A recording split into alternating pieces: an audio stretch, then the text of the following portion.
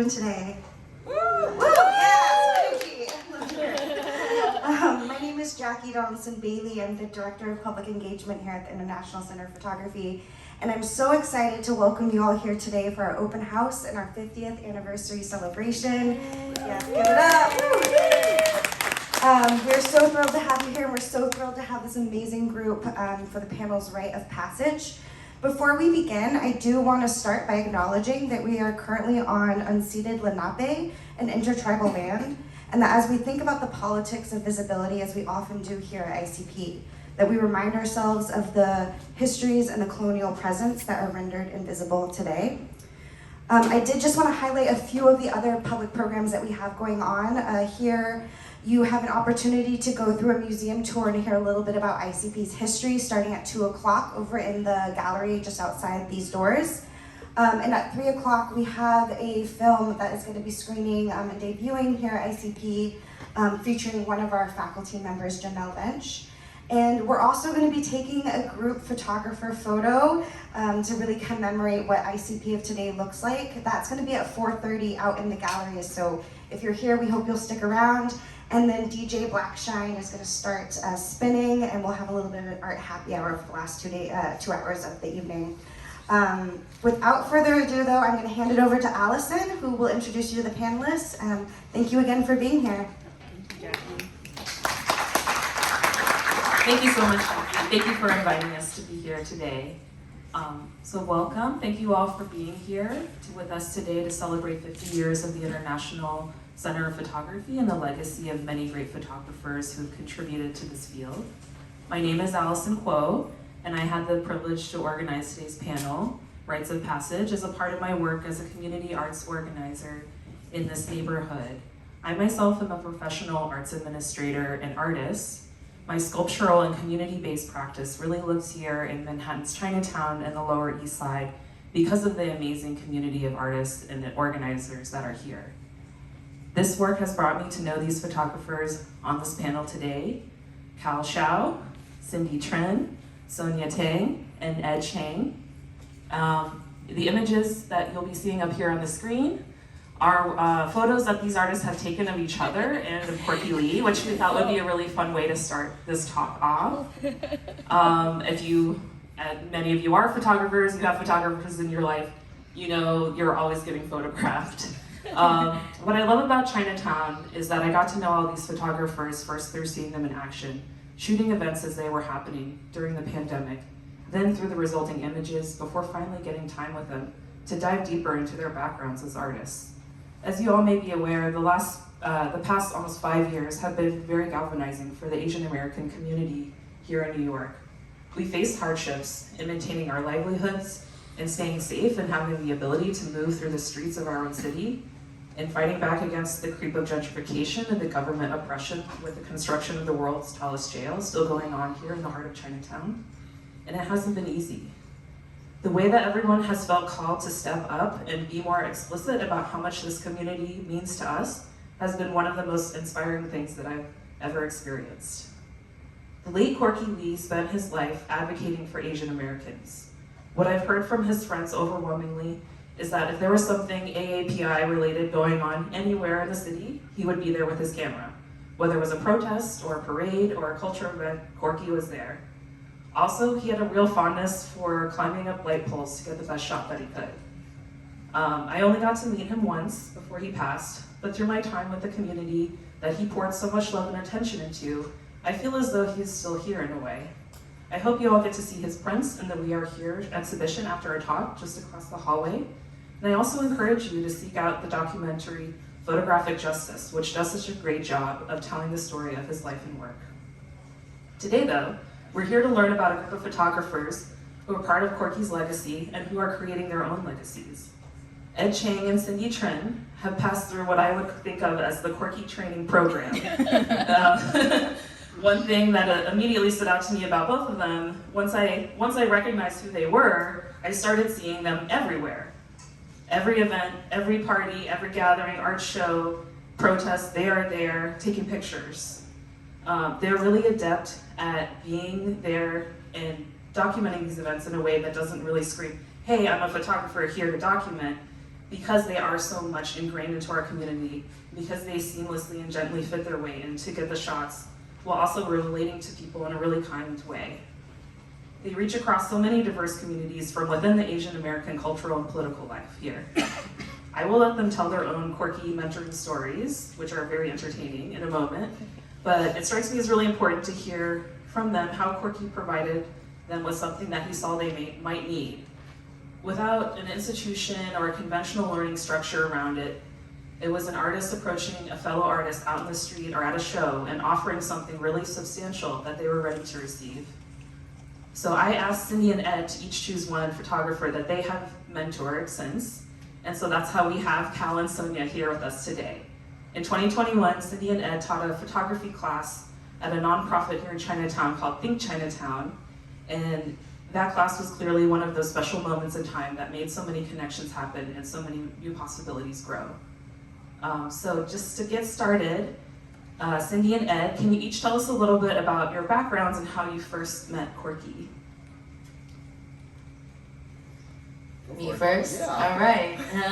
Hi everyone, my name is Cindy. So I connected with Corky 10 years ago, around 2014, and we had connected through Facebook at first. Corky was a big Facebook user, and I had seen his photos being displayed in Brooklyn, and I myself was starting out as an activist photographer.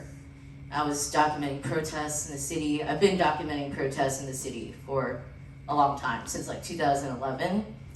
And so in 2014, I really vamped up my documentation of protests in New York, and I was looking for inspiration and looking for role models. And Corky is really like the only other Asian American activist photographer that I found in my research. And I immediately gravitated towards his work because it felt like so similar to what I wanted to do with my work. And so I reached out to him and we talked online for a while. And when we first met, it was no like, hello, how are you? Like, good to finally meet you. It was immediately like, okay, so this is what you need to do with your photos. This is how you need to frame. This is how you need to shoot. Like, he immediately went into like Corky dad mode, which if you're Asian American, you know this as a sign of love and a sign of like appreciation. A lot of Asian parent types, like they kind of go immediately into that tough love. So Corky really immediately went into that tough love with me, just immediately like critiqued my work and ripped it apart, told me what I need to do better. And I was like, oh God, I'm gonna quit now. I'm done. No more photography, I'm done. So yeah, Corky was like right from the get-go, like immediately from meeting him, he was such a presence and such a character. And from there on, like I would see him, at events, and I would show up to exhibitions and different things that he was a part of, and we got to connect a lot. And years ago, I showed some of my work at the Museum of Chinese America, and Corky came and did a whole spiel like in front of a whole audience as well about my work, right in front of I was just like, damn, this is embarrassing. But that was what Corky did for you. Like he pushed you a lot. And even though I always questioned whether he even liked me because he was always ripping apart my work, I really learned to see how he shows his love. And he shows his love by really showing up for you. Like he introduced me to so many people. He got me to really feel welcome in Chinatown, because at first I was not feeling that welcome in Chinatown, and I didn't know if I could take pictures in Chinatown, and he was the one that encouraged me to keep taking pictures. And so I owe him so much. I mean, he gave me my first solo exhibition in Chinatown that really opened so many doors for me. That's when I got to meet Think Chinatown. I got to meet so many folks in the community and develop connections with them and develop these relationships. And that's really important for me, was to develop these relationships with folks in the community. So Corky really, really propelled me into this community, into this neighborhood, really introduced me to so many folks, and for that, I'll always appreciate him and always have love for him.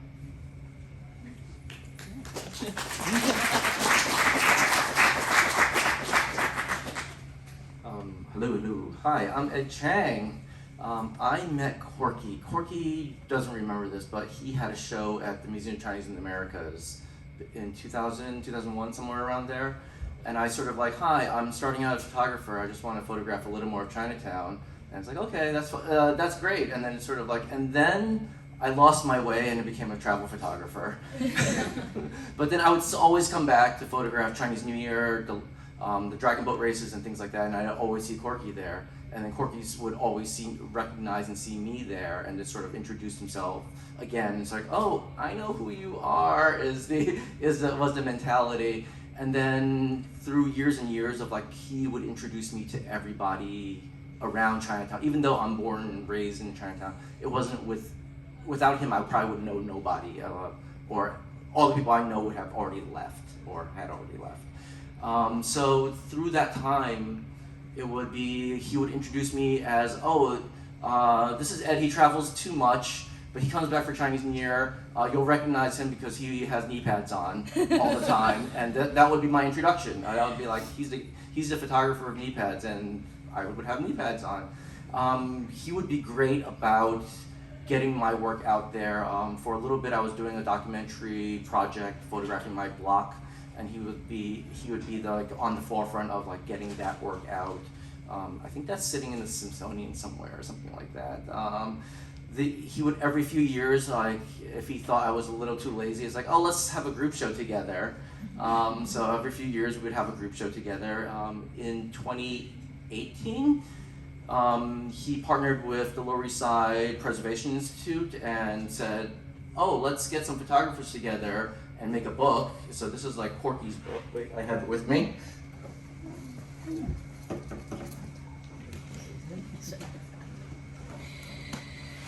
Ooh, Corky's book.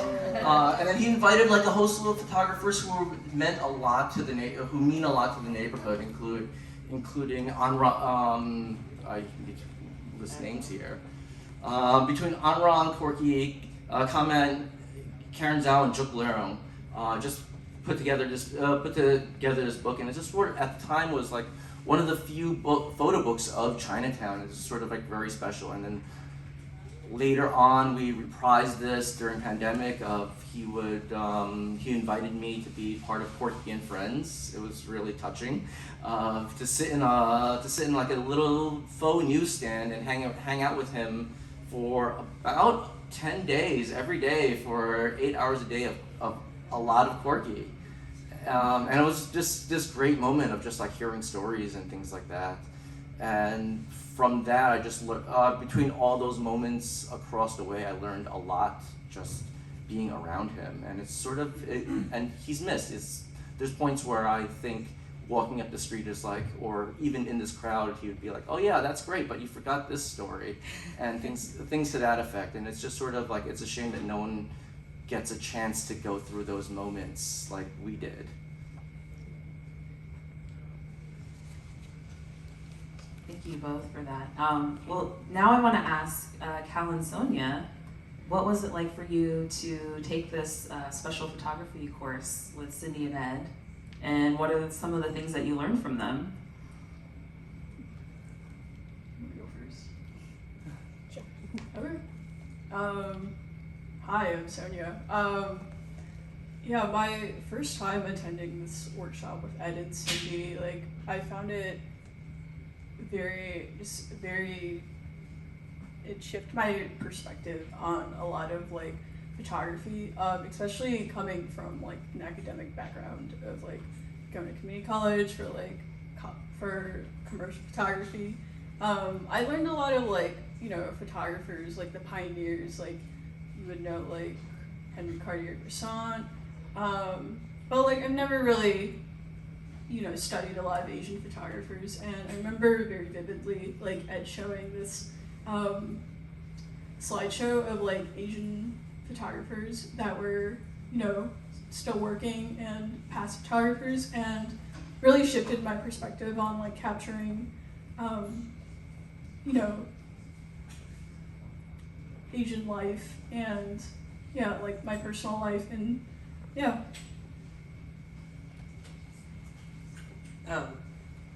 I feel really similarly. I think the class for me was one of the first times that I got to be in a community of other Asian American photographers. I didn't come from a traditional art background, and so a lot of my skill and craft was self-taught. And so it was truly really helpful for me to be in a space where we could do critique, that we could think about elements together, and then we could have real conversations about what are the ethics of documenting a community, and what does it mean to belong to a community? What does it mean to be a part of a community? And I think I appreciate the class so much for the two elements of that. It gave me a space to really think critically about my art and my work, and I think it really launched me into a place where I do think a lot more about these elements of my photography, whether it is lines or vanishing points, or kind of these things that I've come to enjoy. Before it was just intuitively, I looked at something and was like, oh, I think that looks cool. But I think it was really helpful in giving me tools and vocabulary to put together what I actually am seeing. And the other part really was this conversation with other folks about what does it mean to document Chinatown? What is the history of documenting Chinatown? And what participation do I want to have? And what kind of effect do I have as someone who is an observer? And kind of what does it mean for a photographer to be a part of community? So these were kind of all the conversations that we were having, and I think we continue to have. And I'm really grateful for that class to have kind of springboarded my just involvement in Chinatown and getting to know so many artists who I now consider really good friends, and getting to continue to make work with them. I'm really grateful. It was a very fun summer. Well, I think we can talk more about kind of the exchanges that you all had in that moment and ongoing. But I want to get now to having each of these artists share with you a selection of their work as it relates to the Asian American community in Chinatown. So Richard, if you wouldn't mind bringing us back to Cindy's portion, we will start with Cindy Trinh. Thank you, by the way, for everyone who came today. Thank you, Allison and ICP. Really appreciate just being here and having a platform to share some of our work and share some of our stories. So how I got started was, I'm a self-taught photographer. I never went to school for it. I've always been in love with photography since I was young, and I always loved to take pictures when I was young. But as an Asian American person with a refugee mother who's Asian, I was not encouraged to follow that path. And my mom was very, very adamant about me becoming a pharmacist. And I could not become a pharmacist because I'm terrible at science. So I actually ended up going to law school, and I became a lawyer. Yeah, I'm still barred in this. I like that people are laughing at that. I'm like God, my life. No, so I became a lawyer. I'm still barred in the state of New York, but I hated it. My time during law school was awful, and I never felt connected to law. And when I had finished law school, it was the recession. This was 2011, and I had no job. I had nothing, no prospects, broke, in a lot of debt, a lot of student loan debt. And I started getting involved in activism. I was actually legal observing during Occupy Wall Street. And so I was showing up to a lot of protests, and I was taking pictures at the protests as well. But Back then, I was focused on trying to write. But as the years went by, I realized that, with my dead career in law, with no job, nothing, I just felt I needed to do something to channel my creative energy, to just do something that I felt meaningful for once, just wanted to really like put myself out there and just do something that I cared about. And the last time I felt happy doing anything was photography. So I started taking pictures more seriously at the protest that I was going to. And so around 2014, when Michael Brown was killed and the Ferguson uprising was happening, I was out in the streets in New York documenting the protests. And there was protests nearly every single day. So during the height of Black Lives Matter, I gained a following. I have an account called Activist NYC. I gained a following and started seriously doing more photography. And through the following of my account and like the gaining of, just my reputation in the community and meeting a lot of folks out in the scene, I started getting hired to do photography for organizations and for people. And I realized this is what I wanted to do with my life. There was like a moment where I was photographing, Annie Lennox actually at like a conference, and we were talking, and she said something to me that I'll never forget. She was like, "You don't feel like all these other photographers. You don't feel like a regular press photographer." And I'm like, that's because I'm not. and that was like the moment that I was like, yes, this is what I want to do. I consider myself a community activist first. I consider my activism is way more important to me than photography. Photography is merely a medium for me to do my activism, actually. It's just a way, it's just a platform for me to actually engage my activism. But photography for me has always been a way for me to simply like share my voice, share my messaging. And so that's kind of like the beginnings of how I got started. And then from there, I connected with folks like I mentioned earlier, with Chinatown community, and Corky really helped me with that, really propelled me and pushed me to meet folks. And for me, my practice has always been about connecting with people first, and then using photography as a way to tell people's stories. So that's what's important to me in my work and in my practice today. Thank you so much, Cindy.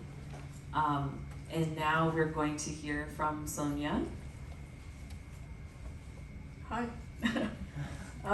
Big crowd today. So the way that I got started with photography was back in high school. Like I was kind of just scattering, trying to figure out like what I wanted to do for school. So around like junior, senior year, I didn't want to be anything else.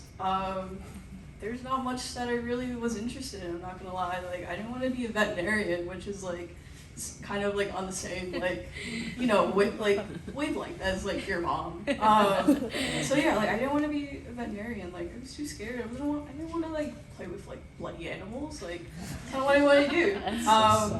It is, and I think I just fell in love with like film photography back in junior year, and was like, let me just get a disposable camera and shoot around when I like had lunch period with my friends. And like that kind of like transitioned into like me getting like a SLR 35mm camera, and I was like, damn, I'm getting really serious about this. Like I think I should probably apply to photography program for college and see where that goes. And it was around like 2019, 2020, so it's around pandemic time. And I started, getting more and more knowledge and with photography. And I think during the pandemic, I started doing more and more history, like just researching history about photography. And I like ended up landing on this photo that Corky took.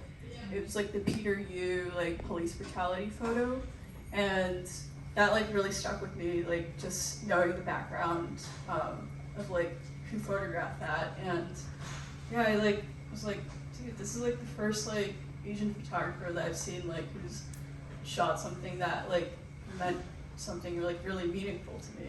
And yeah, like I started finding out, like just diving into like a deep hole of figuring out like all these other like Chinatown organizations.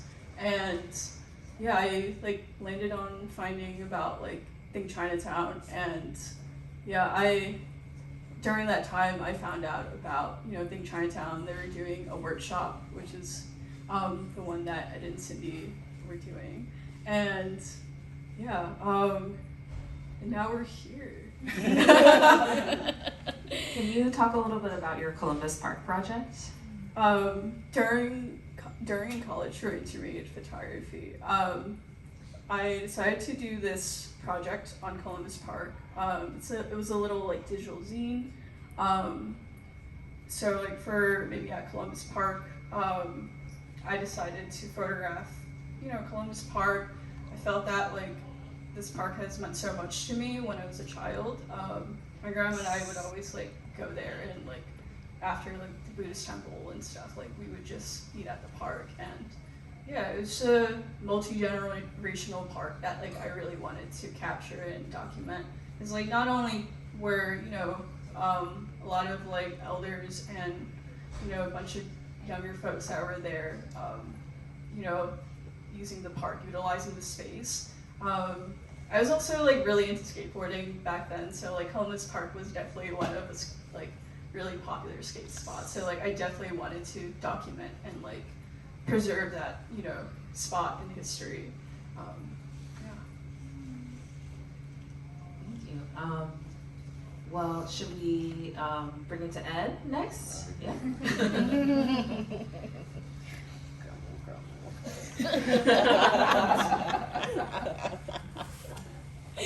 Another buck.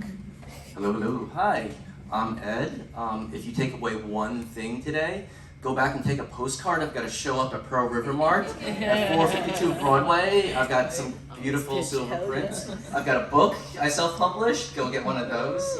I've got about 6 or 7 of them back there. You can pay me. That's the most important part, and then I'll go with the spiel, and then we'll do the stuff. Origin story. I am the hometown hero, sort of. I am born and raised in New York City, Chinatown, so my grade school is 3 blocks from here. My junior high is 7 blocks from here. 4 blocks from here is where I played softball, played basketball, played touch football. I never got big, so I never became a tight end, unfortunately. And then I was just a straight up Asian American kid, first generation. For summers, my parents sent me to Danbury, Connecticut to cook up Chinese food so I wouldn't join a gang. I would develop some skills for money and never want to work in the food industry ever again. It worked. It really worked. And then I went to college for computer science. I'm still a software engineer. That's what pays for most things. And I'm really good at my job, and they pay me too much to do anything else.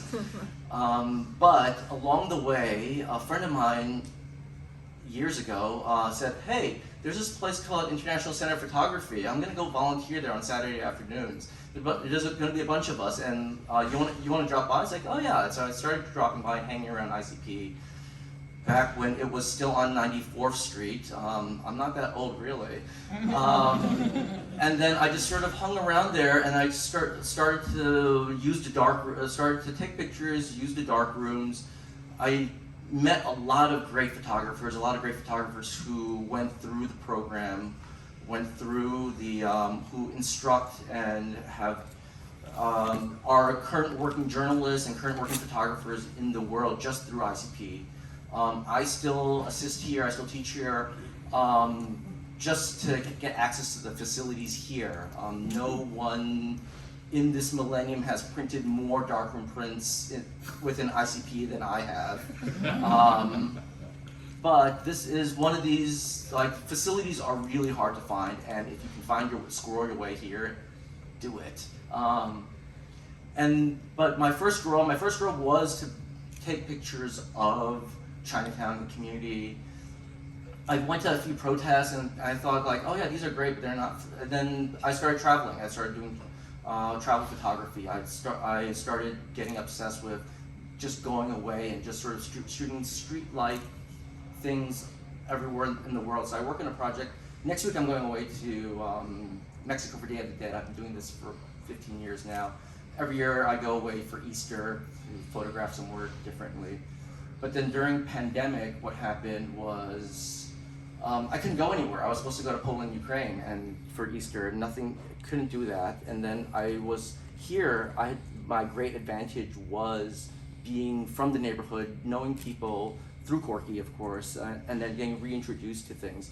And I made a project just photographing around all the issues of Chinatown during pandemic, including Asian hate, including gentrification, including the jail, things to that effect, but also this coming together of like this almost Chinatown Renaissance, that little bit of Chinatown for Chinatown. And I thought, at a certain point someone asked me to make a slideshow, so I made a slideshow, and then I eventually made a book out of it, and this is why they asked me to be like, they think I know what I'm doing, asked me to teach like some people, and then but now I have to sell books, so.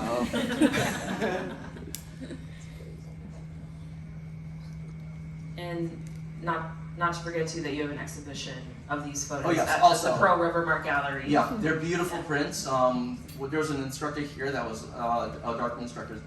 You want your prints to look so beautiful that you want to lick them. That's how beautiful. I also want to mention, unfortunately, the show just came down, but Cal, Cindy, Sonia, and Ed, all four of you were in an exhibition at the ISS space on Walker Street that was put together by the WOW Project and Chinatown Art Brigade. That was like one of my favorite shows that I've seen this year, about protesting against the mega jail and against many forms of oppression that are happening in the world. So I'm sure there is like documentation of that existing in many places on the internet, and I also encourage you all to like seek out what you can learn from that show because it was really great.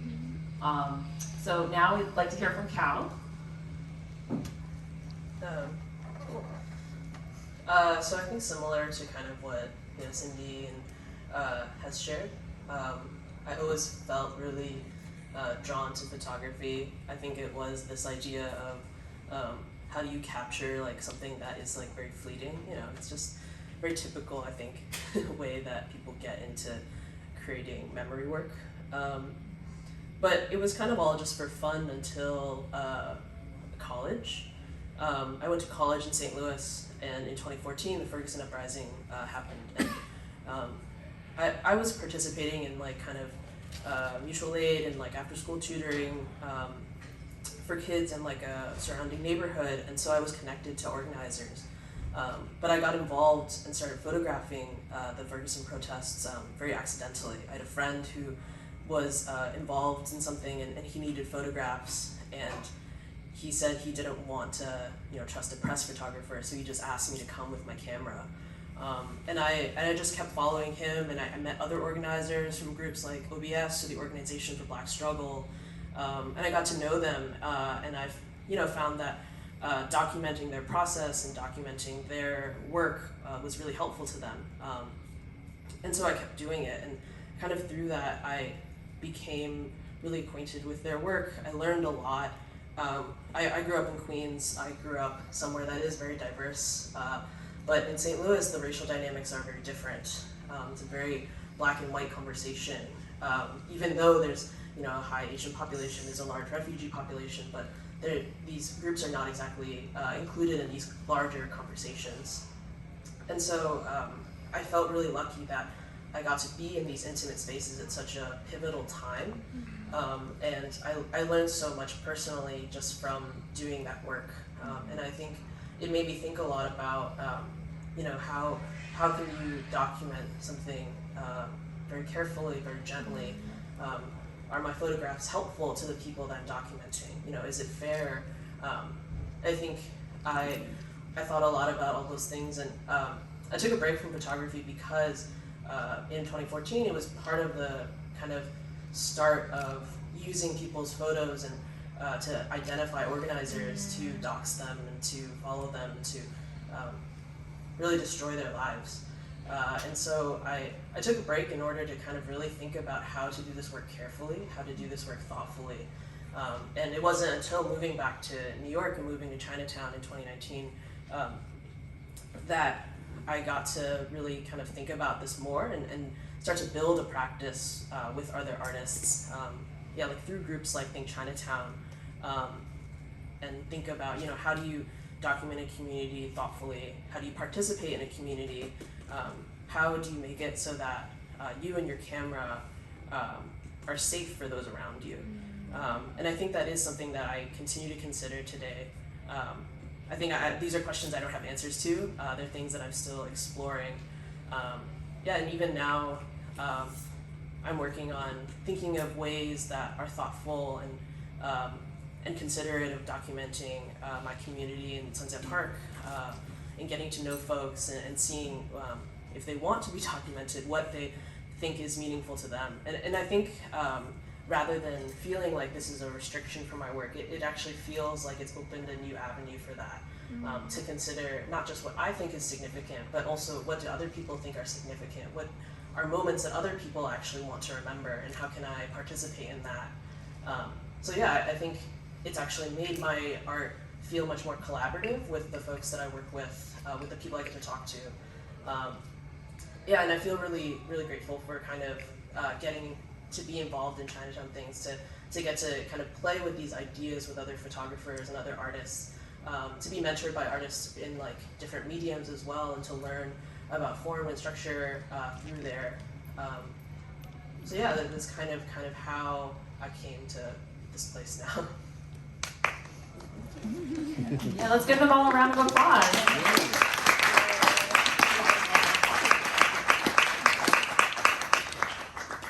So, Corky Lee calls himself the undisputed, unofficial Asian American photographer laureate, and I really see why he did that. Seeing through the documentary that I mentioned, Photographic Justice, he spent so much of his career battling indifference from editors and publishers because he was focused on the Asian American community, and so he turned that into a badge of honor that he could wield and say, hey, you know, pay attention to me. But I have to point out now that this language is something that is probably not useful for us anymore. So there's no next Corky Lee, there's no new Corky Lee, there's no successor because there are hundreds and thousands of successors. And there's no one chosen authority on who gets to photograph and represent Chinatown. So there are so many captivating photographers in our midst, and even here in this audience today, I'm seeing important photographers who also work and live in Chinatown. So what I want to ask the panel next is if you could talk to us about how you all are defining Asian American life.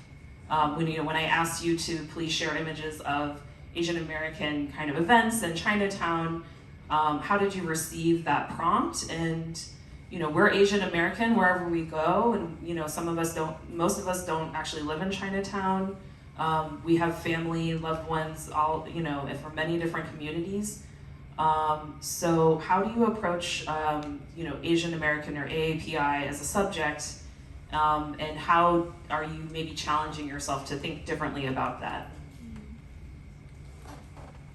I'll start with that. So earlier when I was talking about how Corky and I met and how he really helped, bring me back into the community, it was because in the beginning, when I first started taking pictures of Chinatown, I was showing some of my work. This was in 2015, and I had a group of people straight up say to me, "You don't have the right to take pictures in Chinatown."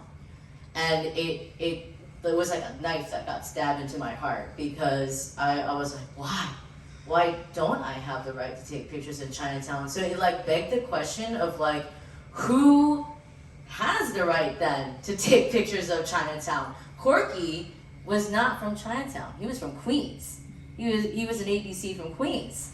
So New Jersey, actually. oh yeah, with New Jersey as well. Yes, that's right. But like, you know, he grew up a lot in like most of his years in Queens, right? Well, he lived in He Queens. ended up in Queens. Yeah, he ended up in Queens. So like he never, you know, he was an ABC from Jersey and Queens, right? So it begged the question to me of who has the right to take pictures of Chinatown.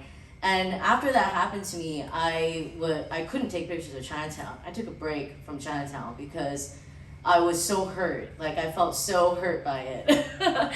You know, as a creative, like you get one negative feedback and it just like destroys you. And so I was destroyed by that. And it was Corky who literally said to me, you know, F all those people. You have every right to take pictures of Chinatown. You should still take pictures of Chinatown. Like, don't stop. And so it was actually Corky that encouraged me to come back and take more pictures of Chinatown. And so I had initially gravitated towards wanting to take pictures of Chinatown in the first place because I'm Vietnamese American and I grew up in California, in Little Saigon, in California, where a lot of Vietnamese refugees settled after the war. And I grew up with a lot of Asian Americans around me. So when I moved to New York, 15 years ago, I was seeking that. I was seeking an Asian American community of creatives and artists and other photographers that I could talk to and connect with.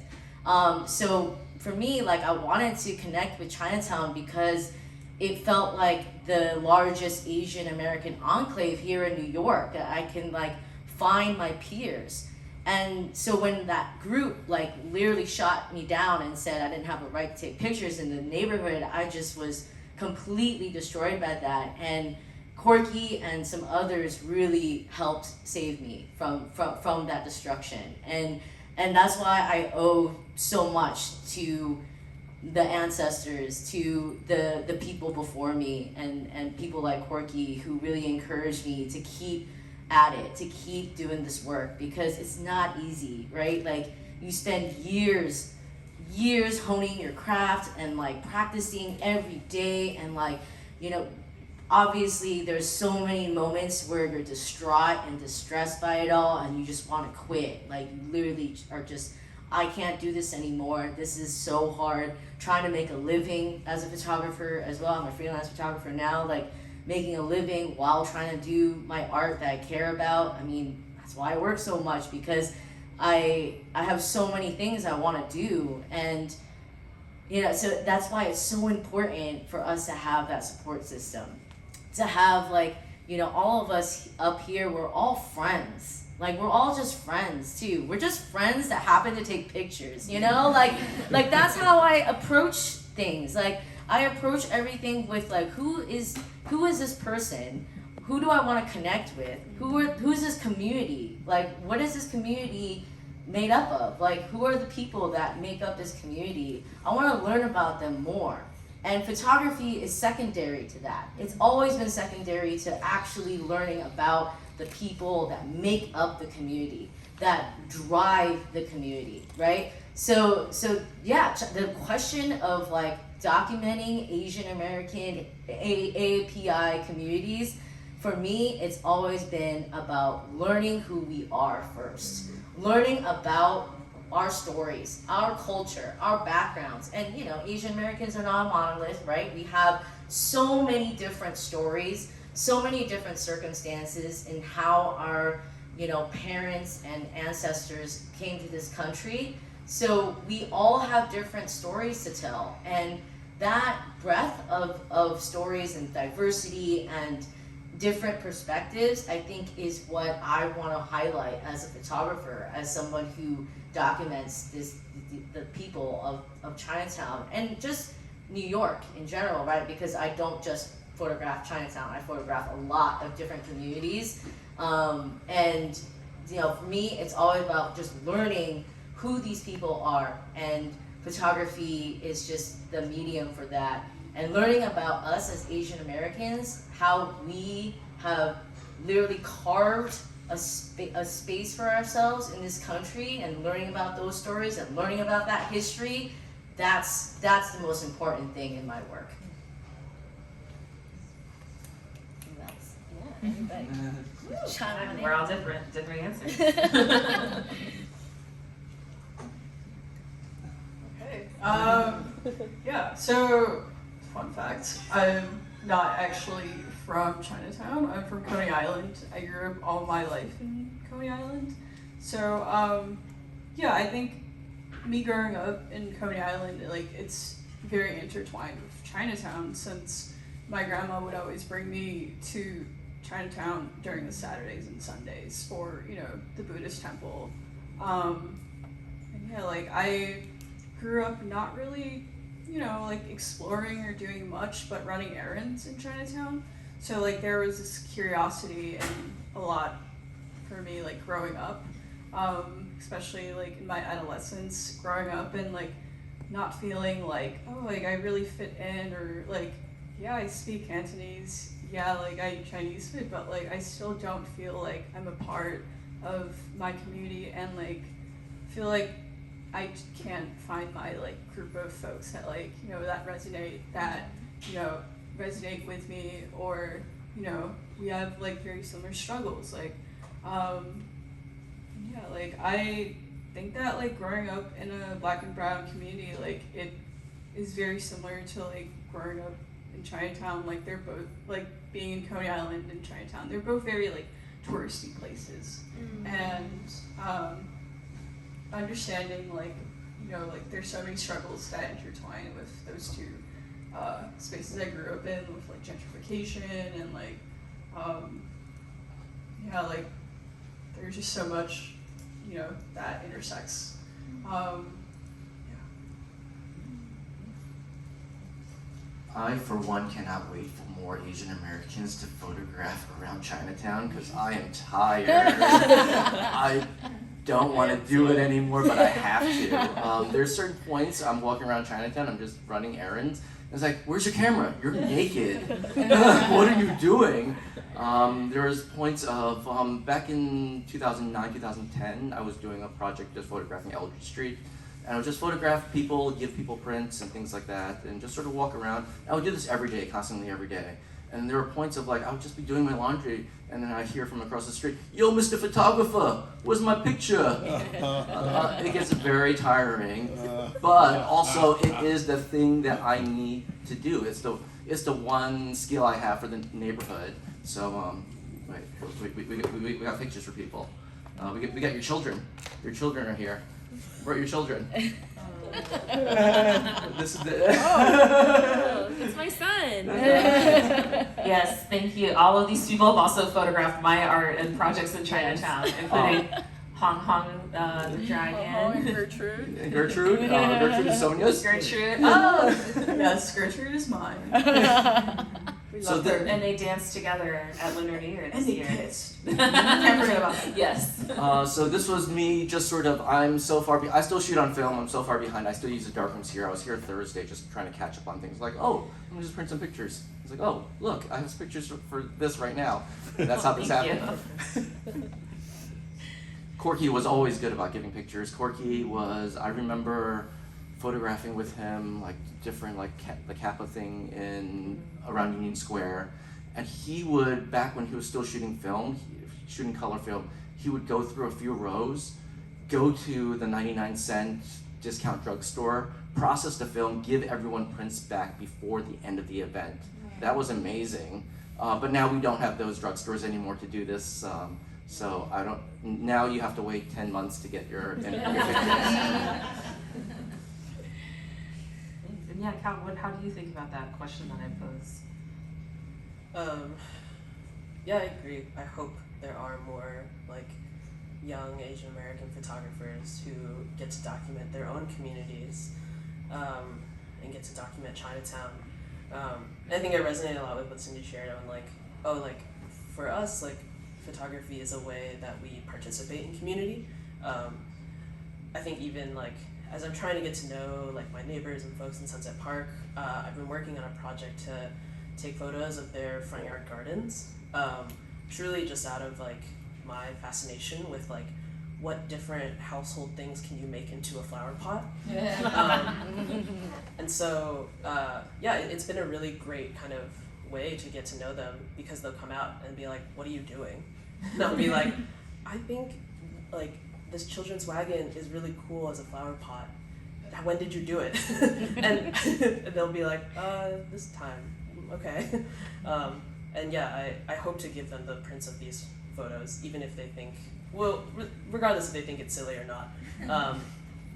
But yeah, I think they're, you know, like we can have these kind of esoteric conversations about, like, oh, what gives you the right to photograph a place or something, and but I think when it comes down to it, it is about relationship. You know, are you asking someone, hey, is it okay if I take your photo? Like we live in a time where, yes, the sidewalk is like public access or whatever, but you know, like how does someone feel when you're taking their photo? Do you have the right to do that? Is more about like what do they think, right? How do they respond? Are they interested in having the photo, right? Some people, I have like, you know, walked around a neighborhood and like taken photos, and people like will like say yes when I offer to like drop it to them or something. You know, I think like photography is really unique in that my opinion is that it's not possible to do photography in isolation. It requires participation with those around you, because you are literally documenting the world around you. At least like street photography does.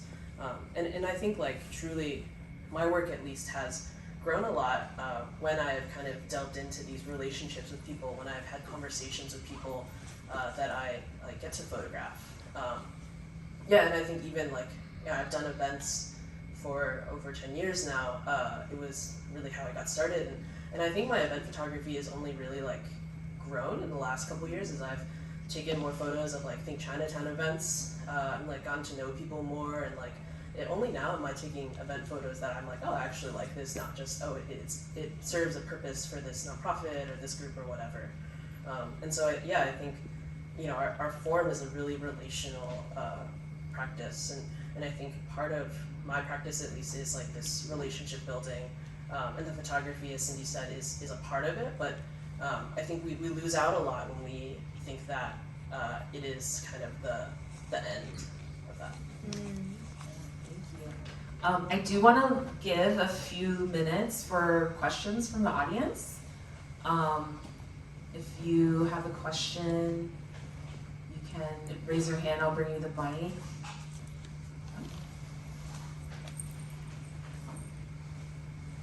I really enjoyed this question. Do you do Chinatown photo walks? Oh, that's a really good question, because Cal and I, we've been trying to attempt to do, like, trying to organize photo walks. Cal, if you want to speak more on that. Yeah, I think for us, like, what was really great about the F-Stop and Chinatown class, which is where we all met, and the class that Cindy and Ed taught, was, like, at least for me, like, my favorite part was, like, getting all these relationships with, like, new photographers and getting to know more people, and like that's how Sonia and I met, and like we hang out regularly now. And yeah, I think like we really hope to like kind of cultivate a space similar, maybe in the winter when maybe in the spring when it's like less. Yeah. So maybe in the winter we'll just like post up in a cafe and hang out. But like yeah, I think in the spring and summer we hope to like do these photo walks and kind of just give space to like have these conversations about like craft and neighborhood and get to know stuff.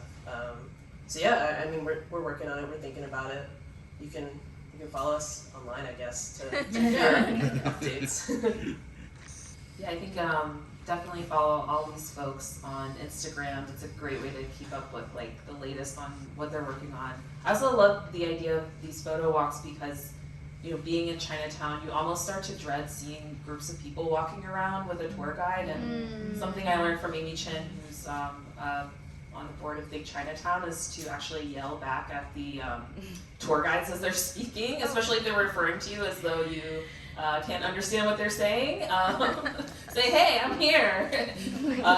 So it's like it's another way to kind of model like how to be in our community and how to like respectfully interact with people, and just taking that space like as a group of people together.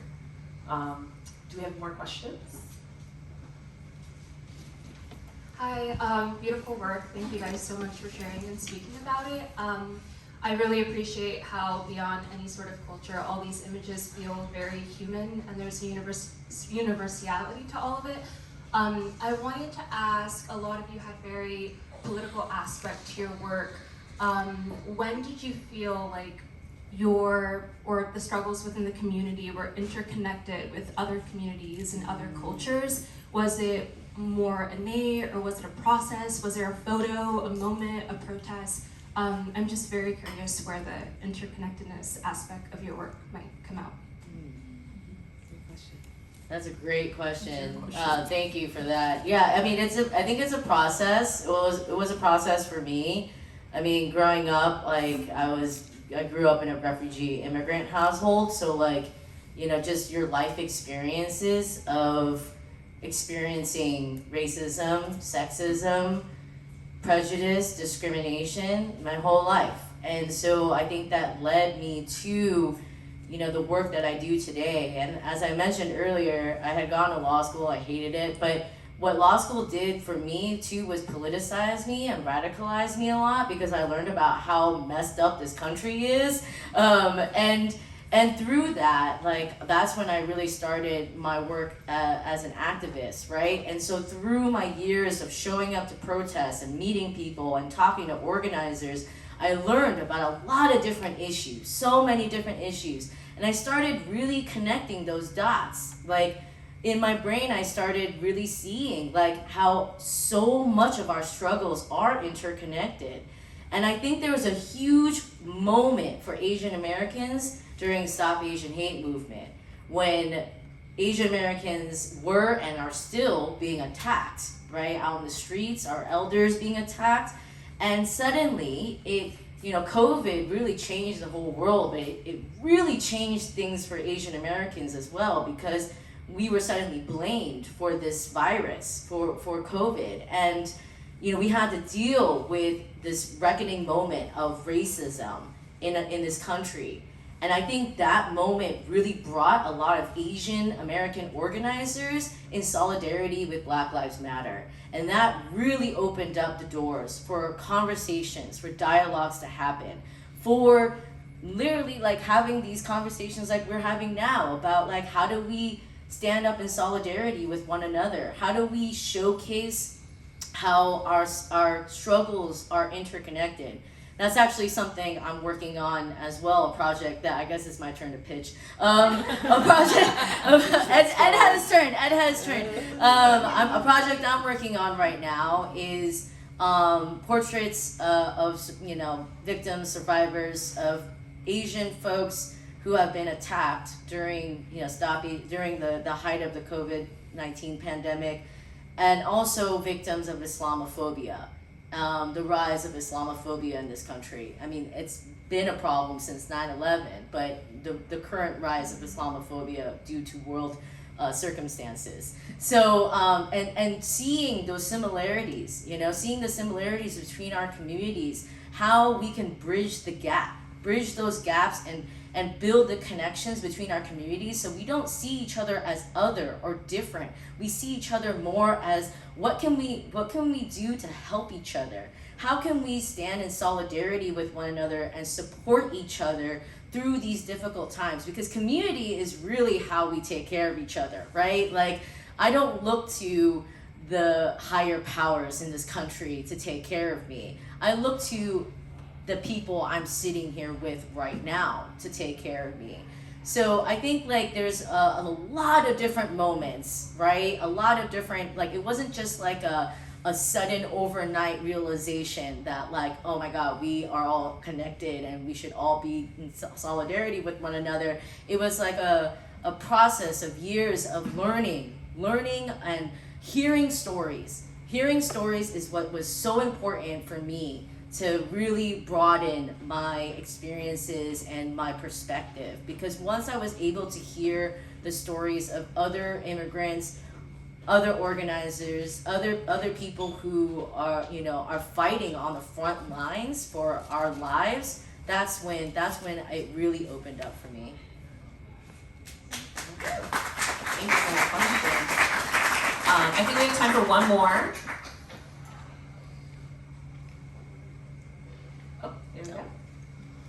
Hi, I really enjoyed the talk today.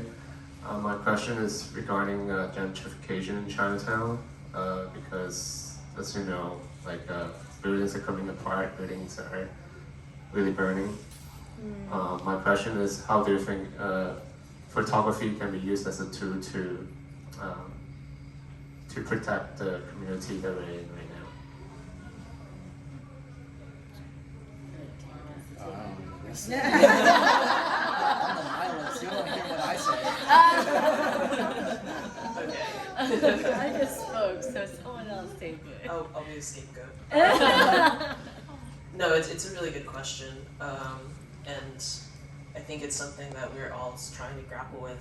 It's a very real and practical question, right? What can be done about how quickly Chinatown is gentrifying, and maybe specific to our practice, like how quickly art galleries and artists are actually gentrifying Chinatown. And yeah, it's a good question. What can photography participate in that? And I don't know if I have a one-stop shop answer. I think part of it is hopefully we can show, or at least what I see is hopefully I can show with my work the beauty and the complexity of daily life in Chinatown. Hopefully even through documenting protests and through organizers who are working on solutions and in opposition to gentrification, to show the community there's actually a response that we can take, there's hope for that. Yeah, I guess briefly I'll plug the show that Alison mentioned that Sonia, Cindy, and Ed and I participated in September. It's called the Borough-Based Liberation Project. And although it is centered on the borough-based jails and the mega jail being built in Chinatown, it is a larger conversation about the state wanting to gentrify our neighborhoods and using prisons as a kind of conduit to do that. And I think the space was really helpful in that it used art as a way to show people there are a lot of ways that we can resist, actually. There are a lot of ways that we can do so, whether it is legislatively, whether it is more autonomous. Yeah, there are a lot of creative solutions. And I think that is the purpose of art. It really is to show people, there is a different reality that we can live in. It is to allow people to imagine what a different reality could look like, what they would want in that different reality. And so I hope photography, specifically in Chinatown, can help people imagine sure, we want buildings that are maybe that don't catch on fire, right? That are safe for our elders, for our community members, but we don't want developers to come in and raise prices and kick people out, right? These two things are not mutually exclusive. And so what does it look like to build buildings and build structures for a community to use? What does it look like to build more green space for folks to use and more public bathrooms, right? These are things that are not impossible, and I hope that art is a way to show people that that we can imagine a different future, and it's actually very possible for us to practically work toward. Quickly to follow up to what Cal was saying is, please do not use Chinatown as your backdrop either. That's something that we talk about a lot because we see a lot of these photo shoots happening in Chinatown, and the people. It's not your backdrop. It's just not. This is a neighborhood with real people. So don't use any neighborhood as a backdrop. Period. Thank you. All right, I'd like to invite everyone to give one more round of applause for these amazing photographers.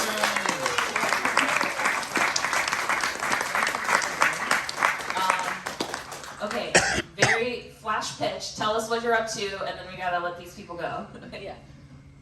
Okay. Yeah, go. Yeah, I'm working on a project in Sunset Park. You can follow me at Hsiao for that. But also, I'll be selling prints after to raise money for a family trying to escape Gaza. So yeah, if you're interested, we'd love to talk to you more about that and have you donate. I'm gonna be selling these zines that I have called Celebrate Chinatown.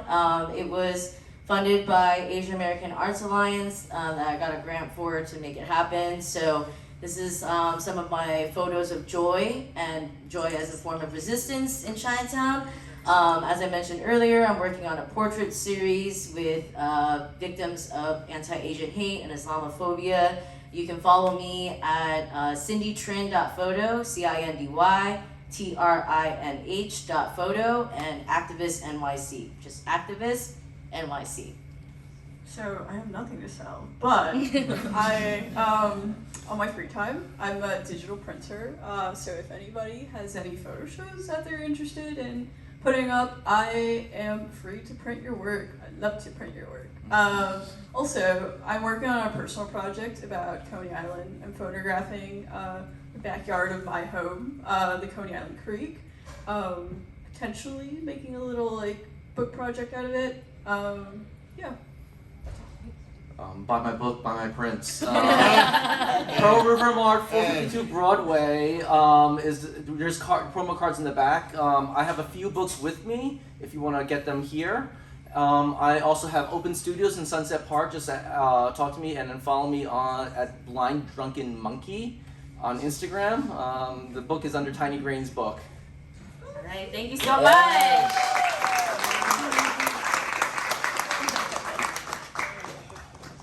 Thank you. Thank you.